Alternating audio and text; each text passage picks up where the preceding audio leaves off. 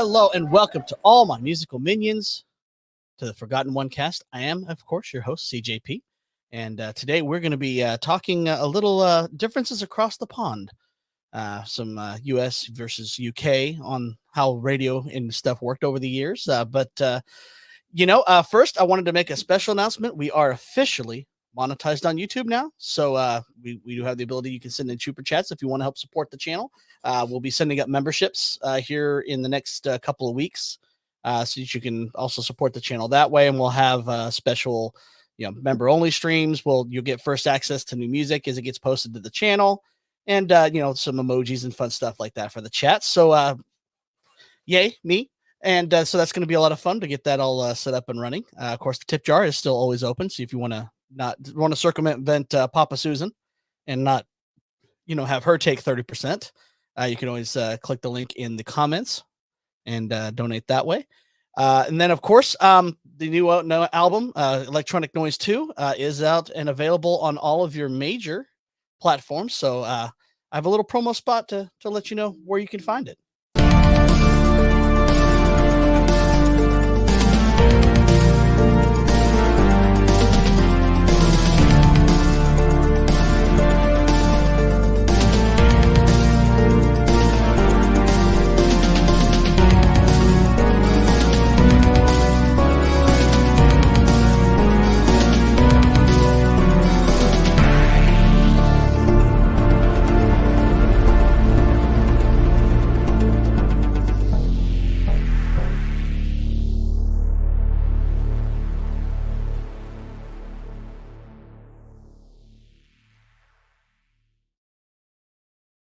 So yes, you can find us on Apple Music, Amazon Music, on Pandora, on Spotify, and of course you can buy the album on Bandcamp along with the first album is available there for the original Electronic Noise that came out last year, technically 2 years ago now because it's 2024 now.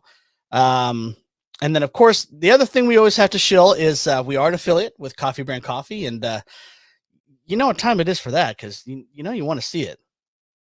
You want to see it, don't you? Yeah, you want to see it.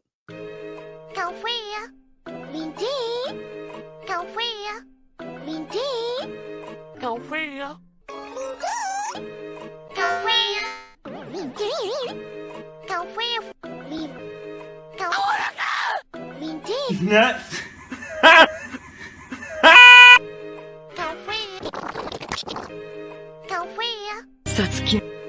Al Pilkington. All right. Are you team coffee or are you team green tea? Try coffeebrandcoffee.com and enjoy 10% off your order with promo code CJP. Coffee Brand Coffee, great coffee, no gimmicks. And again, they have a wonderful selection of things other than just coffee and just green tea. So if you want to get 10% off your order, go to coffeebrandcoffee.com, promo code CJP, and get that delicious hot liquid goodness. So now that all the shilling's out of the way, you just have to ask the final question. Are you ready to rock? I know I am. And to join me today across the pond to talk about differences between our English cousins, Mr. JackTarLad. Hello there. I'm doing great. Thank you for having me on the show. Oh, thank you. I had fun streaming through the different times we were on the Legion podcast. So I figured a little one-on-one would be good. Kind of get to know you. Absolutely. And, talk some differences between our sister countries. Of course, now we're more like retarded third cousins, I think, at this point. But Alabama and cousins. Pretty much. And, of course, looks like so far in the chat, we got Miss Trish showing up. She's been killed. Hello, Trish. And, of course, anytime someone new sees the ad, they got to wonder if they're on drugs or not. And that's kind of the point. That's why I like that ad. And she also asks if this isn't that past your bedtime at this point.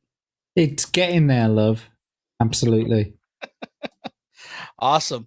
Well, yeah, if you want to just let everyone know what you are and what you do and where they could find you and Well, I mean, usually I'm very active on Twitter. because it's it's just a click away, isn't it, on your mobile phone? You don't have to sit here at a computer to get on Twitter, that sort of thing. If you're going to stream, like I like to have this whole setup. I've got OBS and I've got my lights and I've got my camera and my mic and everything. It's just better all around. But Twitter, that's where you'll find me shit posting the majority of the time. But I do release my own content on YouTube periodically, but I have started up a regular couple of streams per week. On a Tuesday, I've been doing a gaming stream of Blood Omen Legacy of Kain. I don't know whether you remember the Legacy of Kain gaming series, but I've been doing that. And on a Thursday, which I just finished a show about 25 minutes ago, called Commercial Breakdown, where I go through UK ads. Other than that, I sort of describe myself as a bit of a vagabond of sort of streams, because I tried the old, talking to the camera by myself, streaming live thing. And while I can do it, I don't particularly like it. And I prefer it when I've got someone else to talk to, other people to bounce off.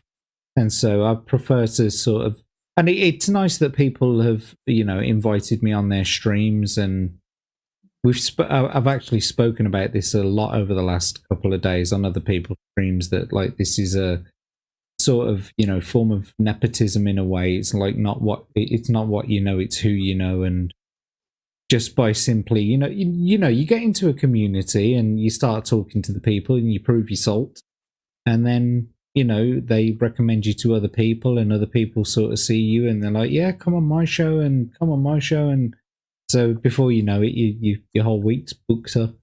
Mm-hmm.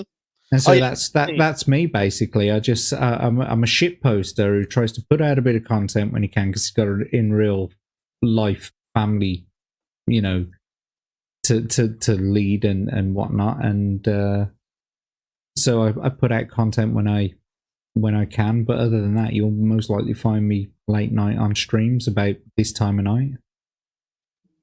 I know for me anyway, because it's 1 a.m. Well, yeah, because I know for me, a lot of the guests that I've had on the show, I wouldn't have had if it hadn't been for my involvement with the Legion of Memers. Mm-hmm.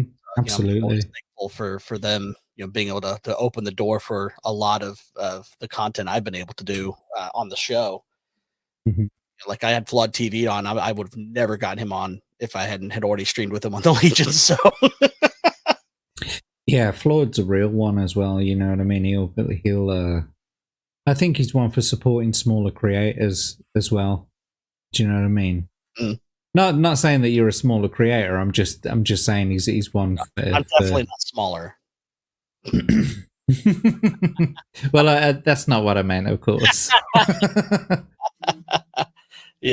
But anyway, so awesome. And I do have all your links in the description below. So if you guys want to follow, thank you, Mr. TarLad on Twitter and follow him on YouTube, click on those links and check him out. And other than that, but yeah, so like I said, because I try to focus on the music side of things, I'm not really that familiar, with British, radio and how it's changed over the years. Because, the US has obviously gone through its transitions, since the 40s and 50s of just being AM only. And that's where all the music was happening. And then FM hits in this, mid 60s. And it was almost like pirate radio, because they had all this extra bandwidth and they were playing whatever they felt like. And then corporations see that there's money to be made there. And then they turn it into what AM was. And then AM becomes nothing but talk radio and country. So that's kind of how. I mean, it's the same as any industry, isn't it? We were literally just talking about this earlier on a different stream about how industries become oversaturated. As soon as a new technology emerges and there's money to be made from it, it becomes oversaturated completely by other people who want to do exactly the same thing. And in terms of radio, there's only so much there's only so many frequencies that you can, sort of broadcast on. And so it's a very, very tight space to sort of battle over as well.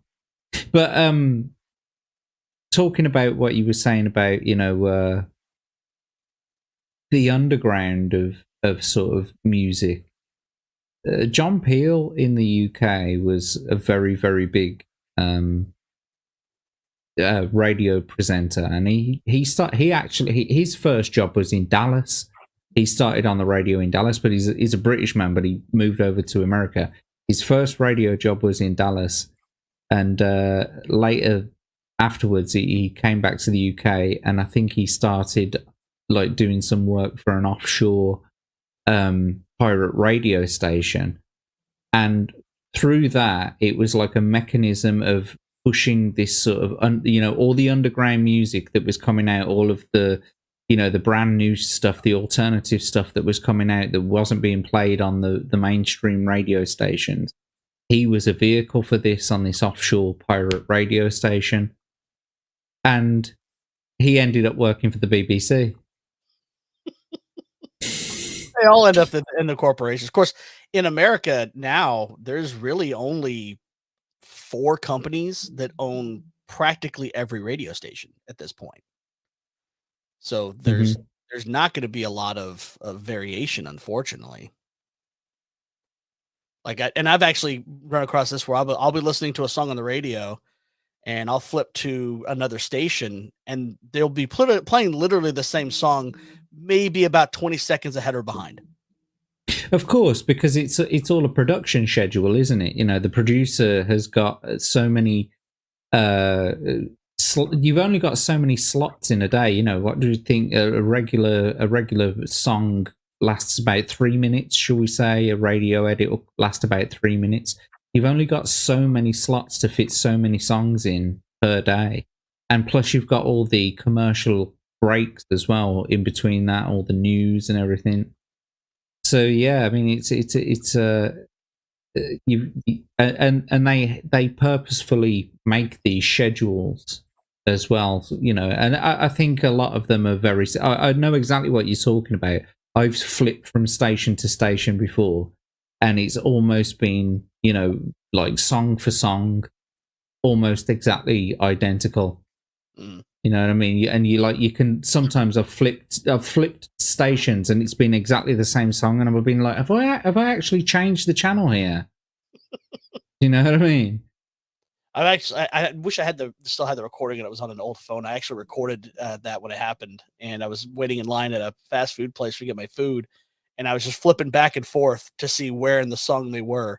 And so I'd be on one station, and I'd flip to the other one, and it would wait for it to catch up to where the other one was, and then flip it back, and it kind of became a game at that point.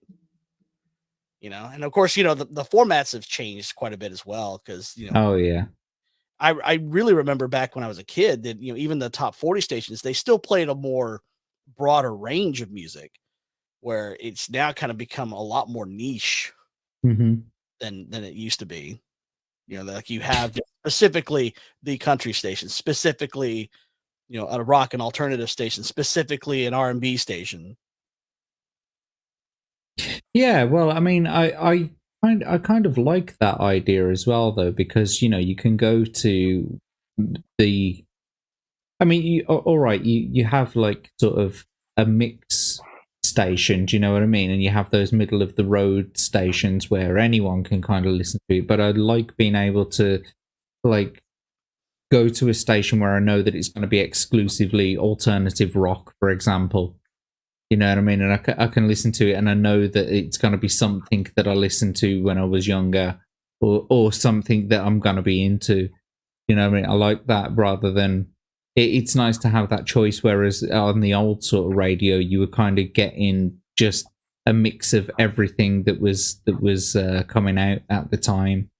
I do like to have a specific radio station where I can go and just listen to one type of music.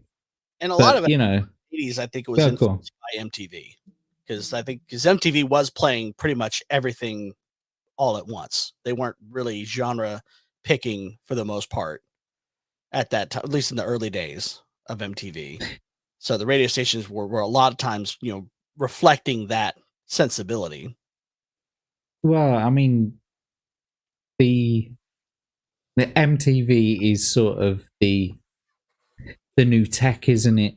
of music. At the time, it was the new tech of music, and it's like that Buggles song, isn't it? You know, video killed the radio star, or Queen's, Radio Gaga. It's like a lamentation on the fact that video is taking over, and it's this new technology. We should sort of throw our wooden fucking clogs into the machines and stop it from happening. But, they were trying to get out their wooden stakes and garlic. It's never worked on me. But I mean, so it has changed, and it's had to change over the years because people's I was going to say people's taste in music, but it's not that. It's like music is shaped by the industry quite literally. They do shady things, like they'll employ third-party companies to go to music stores and buy like copies and copies of albums, so it like puts it up in the charts, that sort of thing. Do you get what I mean? Mm-hmm. And so whenever you're listening to something on the radio, it's probably been put there because they want it to be there. Do you know what I mean? It's not because it's a good song or whatever. It's because they want it to be. How many times have you been on the radio and you've listened to something, you're like, this is fucking shit, this. Mm-hmm. But it's like, it's near the, it's in top 5. It's why I question Nickelback all the time. It's like, how did they get famous and popular? They sold their soul for the formula, mate. They've got the formula. Well, and I've actually seen videos where they'll put Nickelback songs on top of each other, and they pretty much follow almost exactly along with each other because it's just programmed music at this point. And just think, if you're in Canada, that's all you've really got to fucking listen to, because they have to have like 70% Canadian produce, don't they, on the radio and on TV and all that kind of stuff. And yet what have you got? You've got Bryan Adams, Alanis Morissette, fucking Justin Bieber. At least they've got Rush. Okay, yeah. There's that bright spot on the horizon. That is a bright spot. But there was a radio station in Vancouver that I knew of that just played Led Zeppelin all day, every day. That was their entire shtick. Wow. They just played Led Zeppelin all day, every day.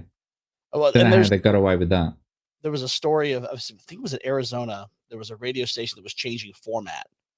And they were going from soft rock to more classic rock. So they decided to play, for their first day as this new format, they played Stairway to Heaven for 24 hours straight.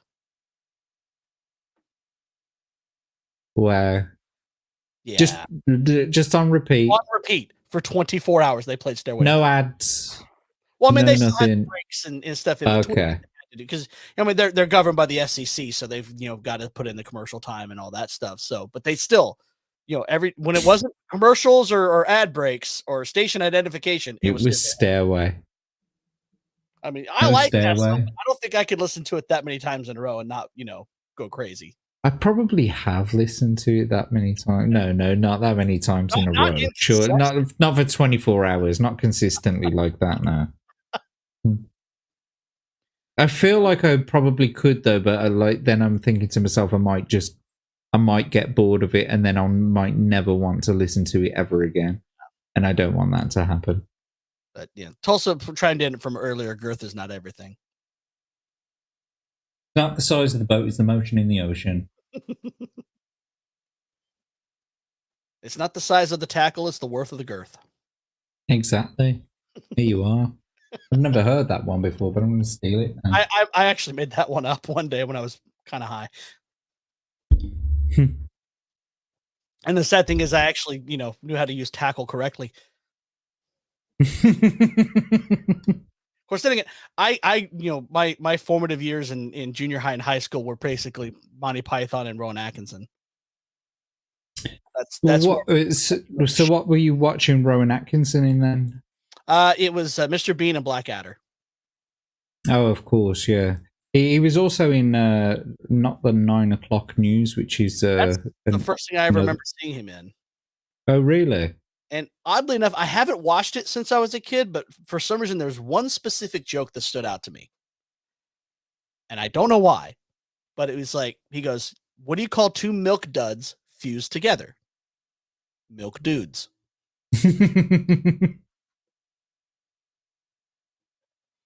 Yeah. People on that I mean, well,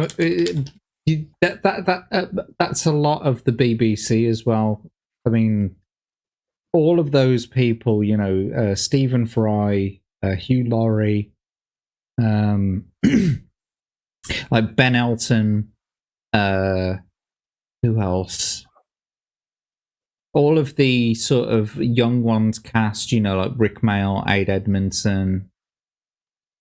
They influenced an entire. I know we're supposed to be talking about radio, not TV, but it influenced an entire culture, brand new culture of comedy. Yeah, it was this alternative, brand new comedy, and it had never been done before. Up until that point, it was all very much tongue in cheek slapstick style comedy on BBC. And then these guys came along and they just mixed the whole thing up, and it just gave birth to this brand. And I guess that's the way it is with the radio as well. It all changed. Oh, all right, I'll give you a perfect example about the change in radio as I saw it. About a month or two ago, I was in the car with my mom, and I was listening to the radio, and there's a load of songs on there, and there was bangers. They were like, I was like, fucking yeah, these are good songs. I was like, what's the radio station? She's like, BBC Radio 2. Now, BBC Radio 2, when I was a kid, was the radio station that old people listened to. Mm-hmm. It's still the radio station that old people listen to. It just turns out that I'm old now. My daughter. And they're playing my music from when I was a young'un. My daughter, she says this one phrase, and she does it now because she knows it bugs me. But she talks about, you know, how things were in the late 1900s. And I'm like, stop it. It makes you feel old.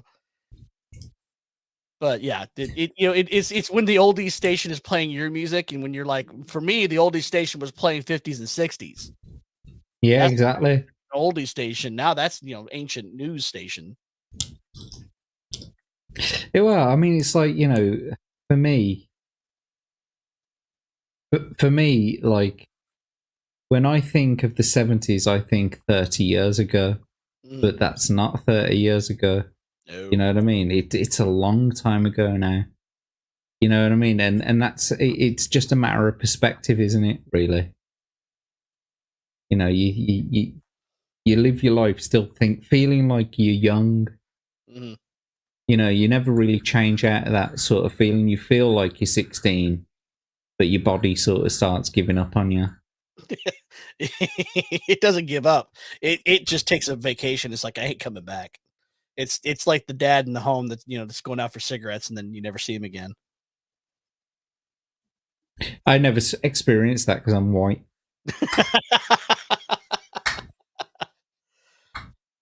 And actually, you know, this is a good question.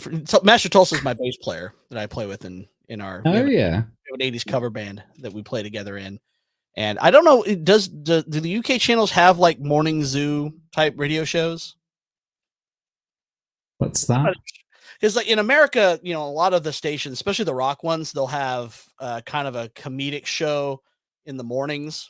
Oh yeah, so like a lot of stations have like light-hearted sort of shows in the morning, because, you know, it's like you don't want to wake up. I mean, like, for example, a rock station, you know, although it's a rock station, you don't want it to be fucking dreary and gothic, do you? At fucking 8 a.m. when you're on your way to work.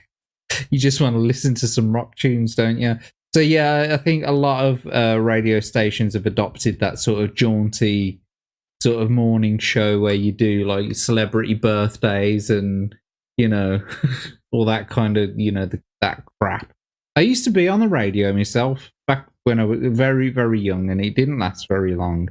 But I did used to do a radio show, and I just sort of followed that exact format of a morning show, but because my show was so late at night, I used to do the morning show before the morning guys got to do it.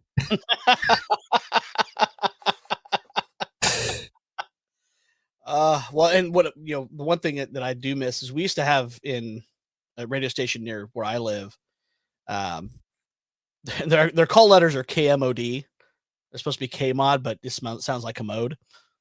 Commode, yeah, that's precisely what I thought. They had these morning guys. It was Phil and Brent in the morning, and they were one of the few that were still doing original comedy in the mornings. They weren't, using, other people's shticks and anything like that, but they had come up with a bunch of different bits that just had me rolling. Like they had one called Greek Theater, and they would do these short little plays, but all the Greek names were like, Inconsciencia, the biggest dick is kind of joke from Monty Python. Yeah. But they were all, dirty, funny names. Innuendo. Gaseous, like the two main characters were Gaseous and Upchuckus. And then he popped this one. They created a character called Roy D. Mercer, and he would call people up and complain about something and then threaten to kick their ass. And just to see how far they hit this person before they figured out it was a joke. Oh, but I mean, radio prank shows are some of the best. Do you ever remember? Oh, who were they now? What are they called? Something Boys. Christ Almighty, that's going to bug the shit out of me now. I'm going to have to look that up. There was this character. And they'd get him to call up places. His name was Saul Rosenberg. It's Sal or Saul Rosenberg, and it was like this Jewish character. Hang on, Saul Rosenberg. Who was it? It's the Jerky Boys. There we go. Never forget that. You remember the Jerky Boys? Jerky Boys. Mm-hmm. But and like I said, this station they had another one that was he was the dyslexic weatherman, and he would read the weather report, but obviously would flip letters around.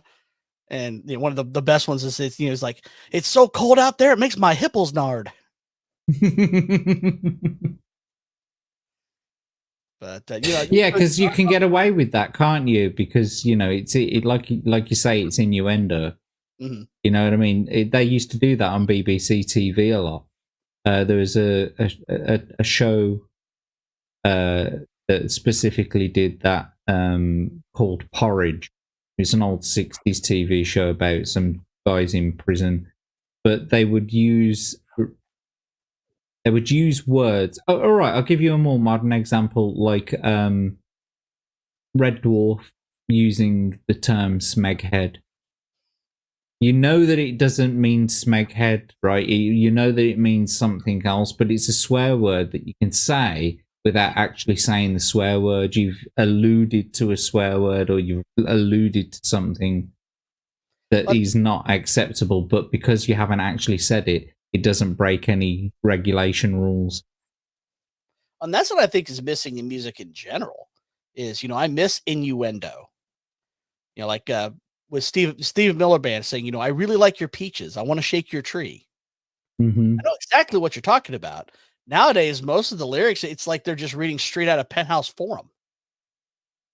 Like verbatim. Yeah, there's got to be some kind of interpretation there. That's what I enjoyed about music. That's what I enjoy about listening to the Beatles and all of the famous, bands that we all know and love, is the fact that the words didn't necessarily make sense, but it was to your interpretation. If you're just going to come out and blatantly say something in a song, then you're not leaving it open to interpretation at all. You're just telling the fucking story in a song.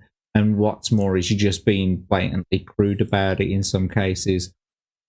Whereas, you can leave it up to what was one we were talking about? Yeah. Oh, it was yesterday on Daramuth's chat. Please, please me by the Beatles. It's about mutual masturbation, and he's not getting any. Yep. He's giving it to her, but he's not getting any. But you don't hear that in the lyric, really, unless like, you break it down and you really analyze it. Yeah, the big one in the 80s for that was the song She Bop by Cyndi Lauper. That was straight up about, flinging the bean. And because they weren't really paying attention to the lyrics. And Relax, of course. Although that was kind of obvious. Yeah. With your laser beams, that Maybe it's cold outside versus WAP. Well, yeah, because Baby It's Cold Outside is like, he's just trying to convince her to stay and have some fun, as opposed to describing her overly used cavernous vag. Well, no, but the thing is about Baby It's Cold Outside is that it's a flirtatious conversation. It's a two-way thing. He's not forcing her into it. These are playful games that women play. It's not like he's turning around and saying, no, come on, stay. Go on. I know you want to, you naughty girl. Go on, you filthy girl. Get in front of that fire and get your kit off. It's a playful banter. It's a romance. It's playing the game. If you've ever been lucky enough to play the game with a woman before, you know that it's not just as straightforward as like, let's get your kit off and that. You got to play the game, and that's what that song's all about. What's up, fucking Cardi B with a wet ass pussy? She can just fuck off. Well, it's like Bill Burr made a great joke about that. He's like, talking about the Me Too movement and all that. And he's like, no doesn't mean no. No means no. But yeah.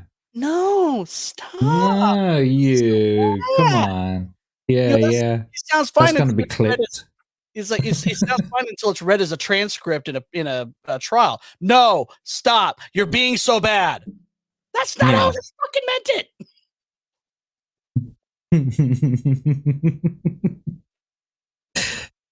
Yeah. Well, that's a thorny subject all in itself, I guess, but yeah. But it just goes back to the innuendo. I think no does mean no, but sometimes no doesn't mean no. Yeah. There's subtle nuance to it. Yep. Definitely. And Baby It's Cold Outside definitely displays that, to bring it back to that. So how many radio stations do they normally have in the UK? Because I know, in America, it just depends on where you're at in the country. Well, of course, it's the range of the radio broadcast, isn't it? But usually, like the BBC, they have certain stations that are broadcast nationwide, so they have repeater stations all over the UK. So it will be broadcast, obviously, from one location and repeated across the entirety. In fact, across the entirety of the world in some cases, because they've got the world service as well. And so, how many radio stations do they usually have? Hundreds, thousands, maybe, all across the UK. And then you've got all the pirate stations as well, the local pirate stations. And so, yeah. Does the BBC control all the airwaves, like the majority? Oh, no. They have still private owned, like I know, because there's like ITV and Channel 4 on the TV side of things that aren't government owned. So ITV is not government owned, that's private. Channel 4, I don't think is government owned, but I think that they do get some kind of funding from the government, I think. But with regards to radio, no, the BBC doesn't control all of the airways. There's a certain, it's usually, I think it's between like about 80, somewhere in the 80 megahertz range up to about 110. 120 megahertz range, and so you're allowed to broadcast within that area or within that frequency range, and you just have to get a license for it. You know what I mean? Because we're Britain and we're famous for licenses.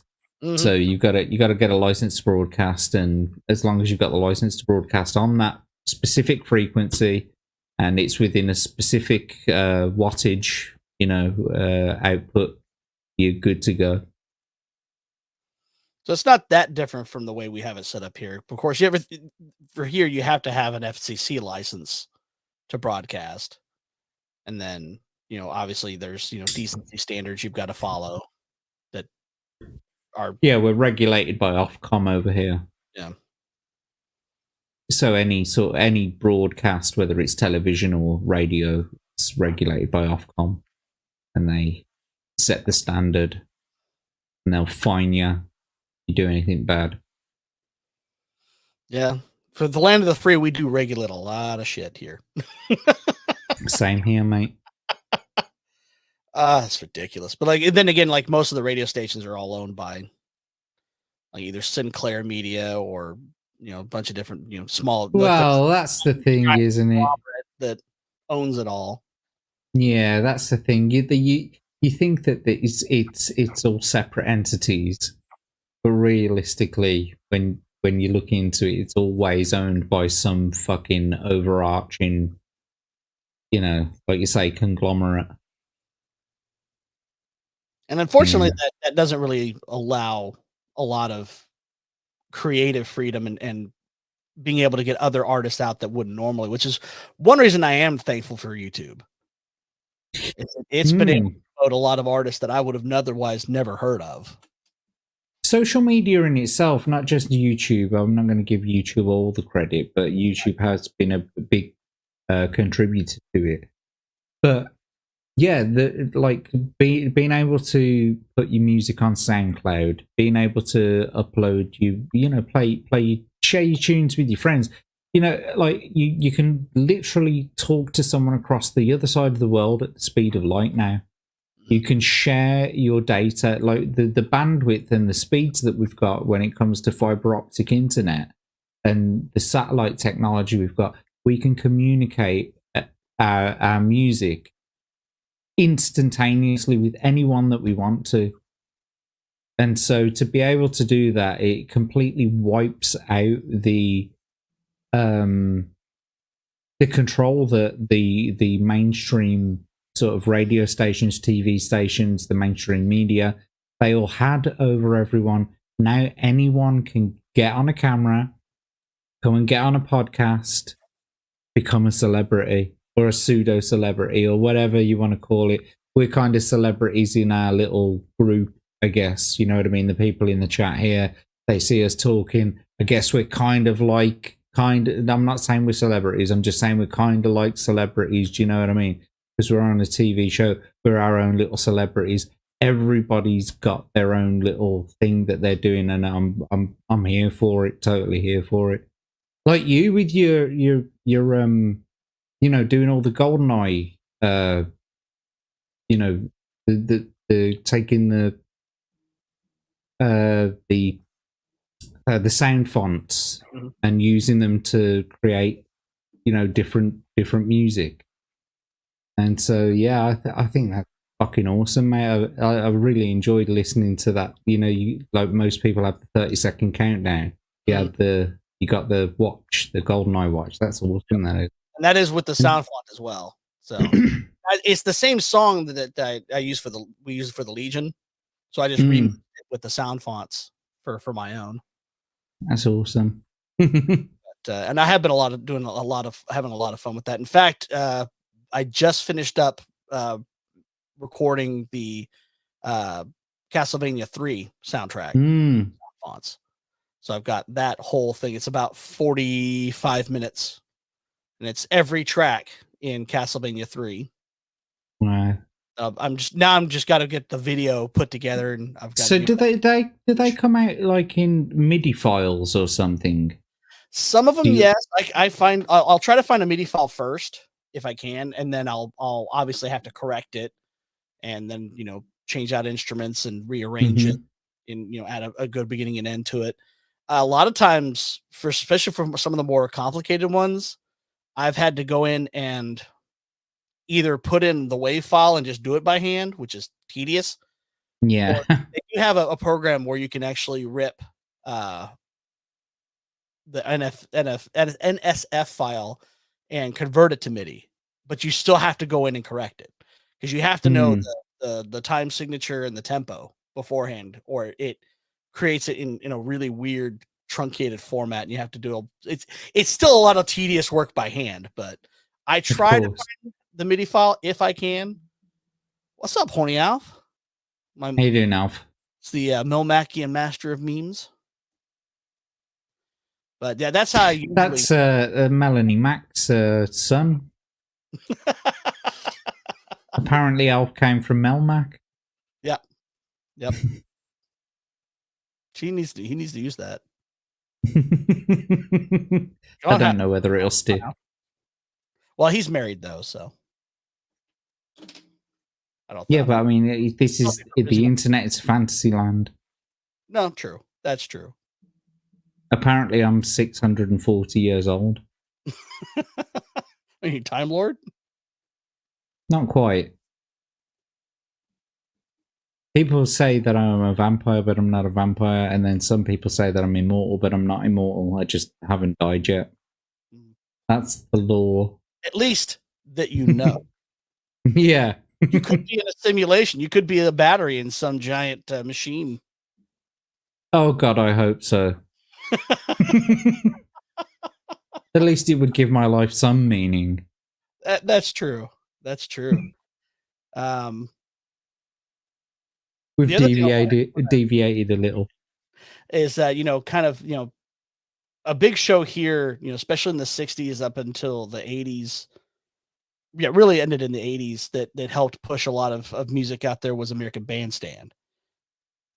And I've heard of Top of the Pops. I've seen clips of artists from Top of the Pops. Was that pretty much the British equivalent? I don't know what it is that you're talking about on the American TV, but Top of the Pops was not a radio show; it was a TV show. The American Bandstand was the same. It was Dick Clark. Oh, okay. Hosted American Bandstand for 25 years, and would have different acts come on and introduce them, and have them play a song. Then it sounds like that's what it is basically. But I mean, I don't think Top of the Pops is as old as American Bandstand. I think Top of the Pops started in the late 70s, whereas American Bandstand I think is a little bit older than that, isn't it? Yeah, color TV 60s when it started. And so, but yeah, it sounds like almost an identical thing. And there were lots of other shows as well. There was one specific one which a lot of people might remember is called the Old Grey Whistle Test. And what was his name? It was Whispering Bob something, because he used to talk like really quietly. So he'd really, introduce the next act. Was he quiet grace. Was he a former golf announcer? I don't know, but I've never understood that with golf announcers. Why they have to be so quiet when they're usually several thousand yards away from the actual action that's happening, if not even in the same location. But they're like, and he's coming up to the green. And I'm like, why are you whispering? Yeah, you just want one of them once, when they pop the ball and they go. Yeah. And then of course we did have a couple other shows American Bandstand that they didn't last as long, but there was like Midnight Special, which was real big in the 70s.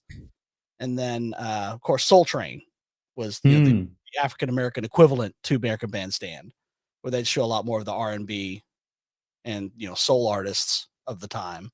But they still had white and black people in both audiences at the time, so nobody was really caring that it was, they weren't specifically gearing it that way. It just kind of happened naturally, which is what I really miss. What was that one that I thought? I think it's Frank. It's a video of Frankie Lyman. But this is way back. This is. They didn't realize that Frankie Lyman was the singer of this song, right? And of course, Frankie Lyman's a black boy at the time. And then he goes on the TV for this show, and all the people in the audience, who are white at least, are not happy at the fact that this black guy is singing to them. They'd heard him on the radio, yeah, and they thought they must have thought that it was some white dude. And then when they saw him in the TV studio, they were not happy about it, sitting there, arms crossed, like looking at each other as if to say, "What the fuck is this shit?" So yeah, it didn't actually happen to the guy, but I've seen reaction videos for an artist named Bobby Caldwell, and he had this things, "When I Wound Vu for Love," and you hear the song and you're listening to it and you're trying to imagine what the artist looks like, and you're thinking, all right, this is a great soul funk kind of song. This is obviously a black guy. And no, he was a skinny, he looked like Fisher Stevens if he was in Romancing the Stone. That's what the guy looked like. So, but he's obviously a very pasty, thin, white, bearded guy. But he's singing with this very black voice, and that was his natural voice. He wasn't putting on an affectation or anything. That was just how he sang. And I'm trying to think of some other examples like that now. And of course, Tulsa has to bring up one of the greatest shows in America, Dr. Demento. Because he was the underground comedy show. Because that's where Weird Al got his start. Was sending when he was a teenager to Dr. Demento, and he would play his stuff on the radio. So his show was mainly comedy and novelty, acts, one-off kind of stuff. What's up, Scrambles? Yeah. You have the old Spike Jones kind of music and stuff like that. And, I remember, in high school, they were every 5 years, they would release a collection of stuff that was real popular on his show. This introduced me to a lot of novelty songs that I had never heard before. Mm-hmm. I mean, I don't specifically remember any alternatives in the UK to that because, for example, we've never seen anything like a Howard Stern show because we're very, I don't know, it's just very regulated here. You wouldn't be able to get away with that kind of shit over here. And so to have, I don't know, novelties. Well, if we lost him. Oh, there he is. No, we'd lost you for a second. My camera's frozen for some reason, but my audio's still working. I don't know what's going on with my camera. But yeah, we if anyone is British in the chat and they can think of any examples that I can't think of right now, then please do tell me. But we didn't really have anything like that in the UK. We had wacky presenters, but I think I was going to say the Kenny Everett show, because Kenny Everett was a radio presenter. He was the one who actually introduced Bohemian Rhapsody to the world, because no radio station would play it, but because he was friends with Freddie Mercury, he was like, "Oh, I'll play it for you, love," So he played it, and I think he played it twice back to back on the first playing. But yeah, he was about as kind of wacky as it got. Oh, hang on, no, you'd got like the radio plays and stuff like that, because you had Pete and Duds, Dudley Moore and Peter blah, blah, blah, what's his name? The priest from Princess Bride. Marriage. Oh, Peter Cook. You know what I'm talking? Peter Cook. Thank you very much. So you had Peter Cook and Dudley Moore doing their radio show, Pete and Duds, and that was comedy, that was parody. And so I'm trying to think of like an alternative to what you're saying, though. It's not the same. And that was what, because again, that was still more towards the early days of before FM had become completely commercialized. So there were still stations that would play pretty much what they wanted. There was, FM used to be, especially back in the 70s, you would get full albums. They would just put on the whole album and play it, because they weren't a commercial station at the time. They were just on the air so they could play and fill the time, before they started all getting licensed and commercialized. So that was the big thing about FM when it came in the picture, because it was everyone was still listening to AM, top 40 at the time. And then, again, of course, like everything, they gradually stations kept getting bought up, and then they turned commercial, and then they all had to have their formats and play it safe and all that. So yeah, that was kind of the death of the because there were so many artists that wouldn't have gotten played in the 70s if it hadn't been for FM. Yeah. Yeah, I guess so. I mean, the fact that for us, the fact that the BBC did control an awful lot of the radio waves in the early days, and the fact that they were able to sort of get a nationwide reach, they kind of had the.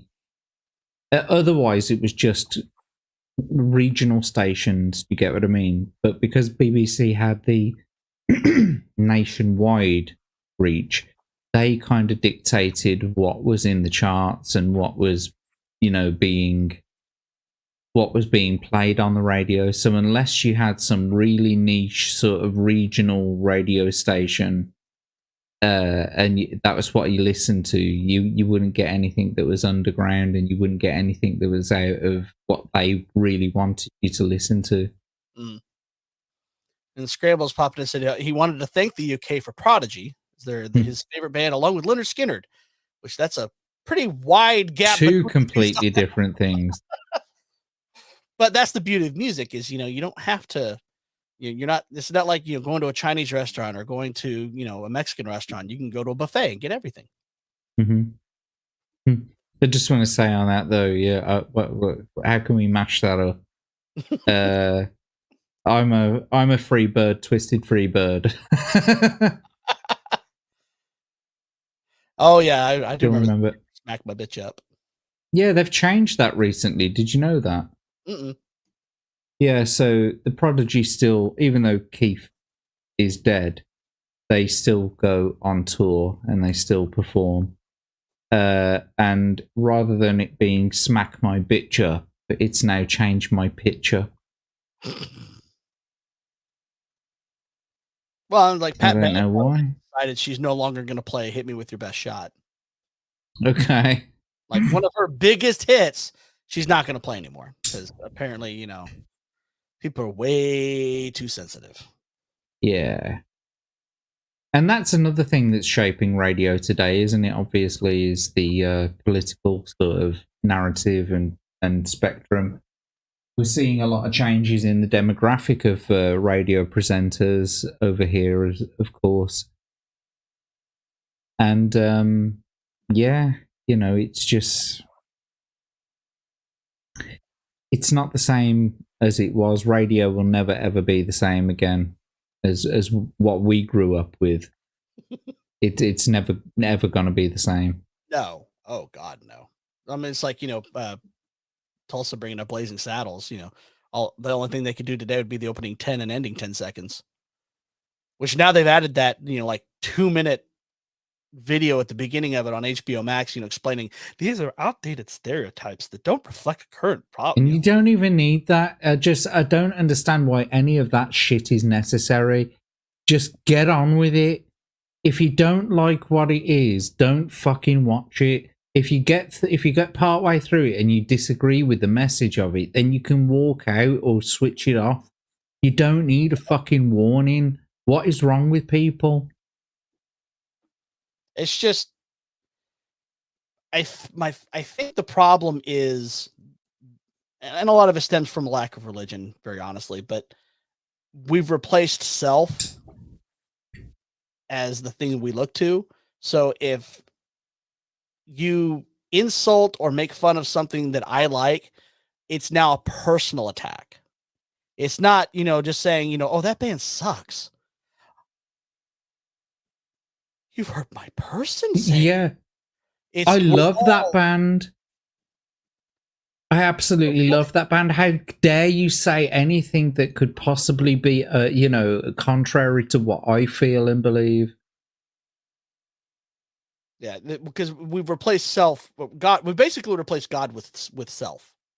And when your politics are your religion, then you're insulting your God, which is you. And that's what people just can't get their minds wrapped around that. That's not how you should be. I mean, there's, I like prog rock, and I know there's a lot of people that don't, but I'm not going to be like, you're a horrible person if you don't like the music I like. I'm like, okay, fine. What do you like? Some people like Nickelback, and I'm still their friend. Yes. I think they may need an intervention, but I'm still their friend. I mean, I've beaten them up. Don't get me wrong. Yeah, I've beaten them up for it, and like giving them nuggies, that sort of thing. Put them in a headlock and giving them nuggies and said, "Do you like Nickelback? Do you?" But no, I like what Scramble says. People here are too easily offended. Art is supposed to speak to you, and it doesn't always have nice things to say. Absolutely, and it's subjective.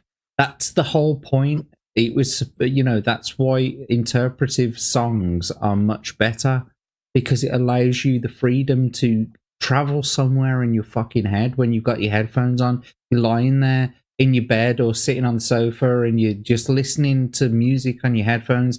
You never, when you were listening to an album, yeah, because we didn't have like mixed albums and that kind of thing. We just used to listen to an album from start to finish. And you either enjoyed the music or you didn't enjoy the music, but you'd sit there or you'd lie there and you put the cans on and it was just you and it was just the album and you didn't know what the artist was talking about. You didn't know what it was that what they had actually wrote about. You didn't know what the song was about. You were interpreting what the song was about. You were using all of your imagination, and if you've got one of those sorts of minds where you can actually go on a journey like that with music and think, you're actually picturing things in your head as you're listening to the song.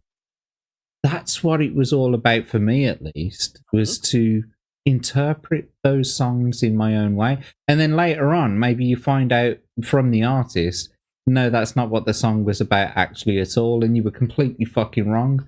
But it doesn't take anything away from that experience. It will always mean that to you. No, and I miss that experience. I miss just, listening to an album in its entirety. And, and when they would actually craft albums in that way, Mm-hmm. we were having, especially the concept album or the rock opera, where they were, Look at the Wall, Pink Floyd. Great example. Or, one of my favorite, honestly, and, I love Tommy, but I prefer Quadrophenia. Yeah, absolutely. Quadrophenia, Tommy, what else? I love Quadrophenia, and it takes me on a journey, through the entire story of the four lads. And it's just one of those experiences that I don't think young people are gonna really ever enjoy again, because they don't make music that way anymore. No, it's all consumer based, isn't it? Just got to pop out the next pop Well, it's song. all instant gratification too, because that's why singles are so much more important now than an actual album, because it's all about that instant gratification of that one song. Well, I mean, you don't. I guess you do have people like Taylor Swift, obviously, going on tours and that sort of thing. But I think of people like the Foo Fighters who really do still kind of create they're working with producers who create those kinds of experiences still. That sort of, the album is specifically sort of, the songs on the album are specifically picked in a certain order because it follows a certain flow, that sort of thing. But even still, these poor guys, they don't make any money on their albums anyway because of piracy. So the only time they ever get to make any money is through touring. Spotify payouts. No. Unless you're getting 1 million plus listens, you're making jack squadoo for streaming rights. Spotify, did you say? Yeah, there's I don't know when the last one they put out, but Spotify's stats are quite a bit. Bachman Turner Overdrive. That's a name I hadn't heard in quite a while. Yeah, absolutely. I haven't listened to Decline in years. Then again, I'm used to long songs because again, I'm a prog rock guy. So, you know, if you want to listen to all 4 songs of Tales of Topographic Oceans, that's a 2-hour listen right there. Because, you know, I think the shortest song was what, 18 minutes long? It's 4 tracks, 1 track per side. Because they were really getting indulgent at that point. But, Jack, I did really want to thank you for coming on and, you know, having this discussion. I know we kind of meandered a bit, but that's kind of the format I like. I like to just you know, see where the conversation takes us. And again, if you want to let people, I'm always well known for derailing a stream, mate. That's what I'm known for. Yeah, if you want to let people know where they can find you and follow you, and then I think we'll call it a night. Cool. Well, I'm very active on Twitter at JackTarLad. You can also find me on YouTube, JackTarLad, same as Rumble and Kick. I've been doing a Tuesday night Legacy of Kain game stream.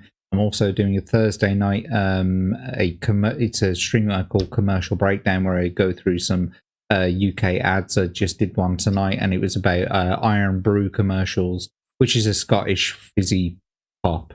And on tomorrow night, I think, I can't remember whose exact channel it is on. I thought it was on Anna's Gameland channel, but it might be a different one. So look out on Twitter for notification on this. But tomorrow night from 9 o'clock GMT, I think it is, that'll be 4 p.m. BST.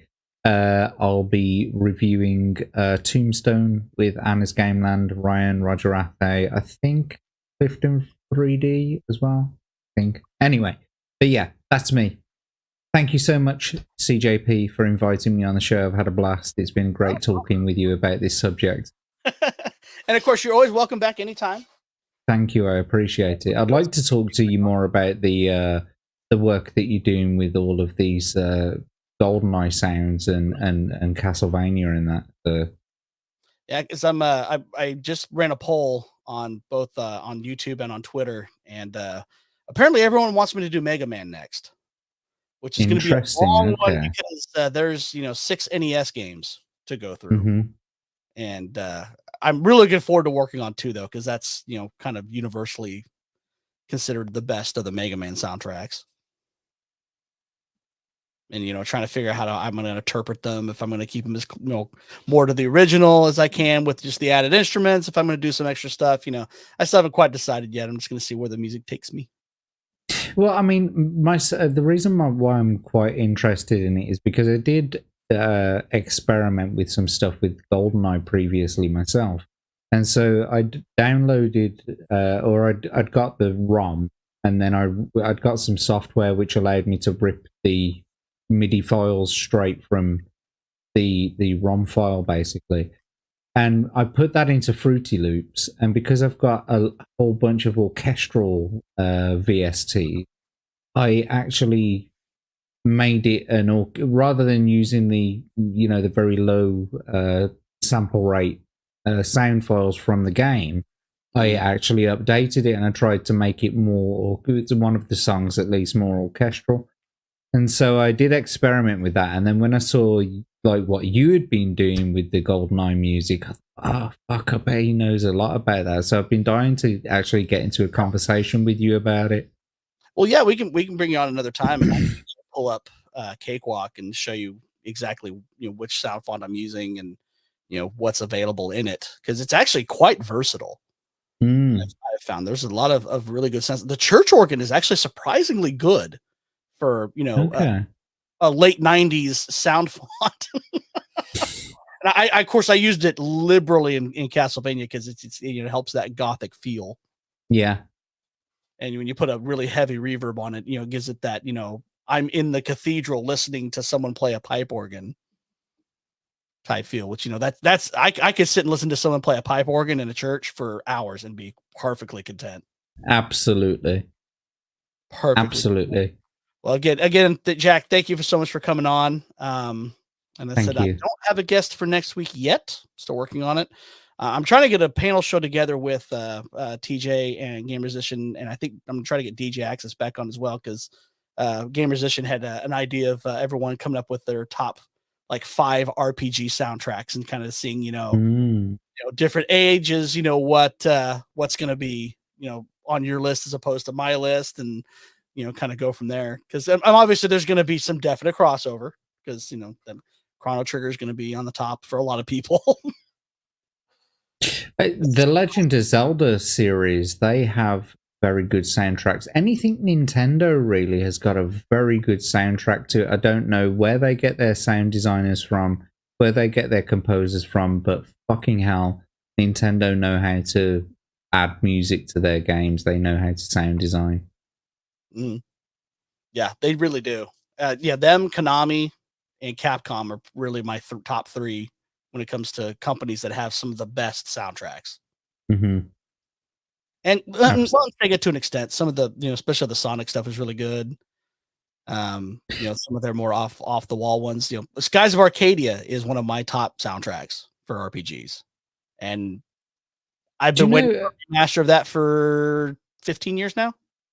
One of them, just to sort of segue a little bit, one of the more modern soundtracks that I really fell in love with was the Minecraft soundtrack. I think that is a fucking masterpiece. It's very understated, which is what I like about it. Yeah, totally. I sort of I fell out of work when I got ill, and I started playing a lot of Minecraft, but I started playing it on VR. I didn't play it on the desktop with the mouse and the keyboard. I started playing it in VR.